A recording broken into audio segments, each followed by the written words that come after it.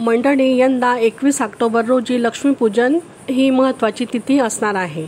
तर या दिवशी आपण मनोभावे माता लक्ष्मी तसेच भगवान कुबेर, श्री गणेश यांची मनोभावे पूजा करत असतो. त्यासोबतच हा दिवस अत्यंत महत्त्वाचा तसेच खास आणि शुभ मानला जातो. या दिवशी माता लक्ष्मीची मनोभावे पूजा केल्याने माता लक्ष्मीचा स्थिर वास आपल्या घरामध्ये राहतो.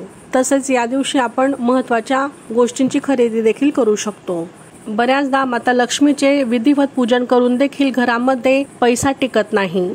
तर या गोष्टी कशामुळे घडतात? तर काही चुका आपल्या हातून घडत असतात. तर त्या कोणत्या आहेत? तर मंडळी, लक्ष्मीपूजनाच्या दिवशी सांजवेळी कुणाशीही आपण आर्थिक देवाणघेवाण करू नये. यामुळे आपल्या घरातील लक्ष्मी ही निघून जाते. त्यासोबतच या दिवशी काही महत्त्वाच्या गोष्टीही कुणालाही देऊ नयेत. या दिवशी लक्ष्मीकारक वस्तू जसं की पैसा, त्यासोबतच घरातील दही, धणे, मीठ, तांदूळ तसेच साखर या लक्ष्मीकारक वस्तू आपण कुणालाही देऊ नये. आणि सर्वात महत्त्वाचं म्हणजे धने आपण चुकूनही कुणालाही देऊ नये. त्यासोबतच हळद, वेलची हे देखील आपण देऊ नयेत. त्यासोबतच कवड्या, गोमती चक्र या गोष्टी देखील आपण चुकूनही कुणालाही देऊ नयेत. यामुळे आपल्या घरातील धन हे दुसऱ्याकडे जात असते. त्यामुळे या महत्त्वाच्या गोष्टींची आपण विशेष काळजी घ्यावी.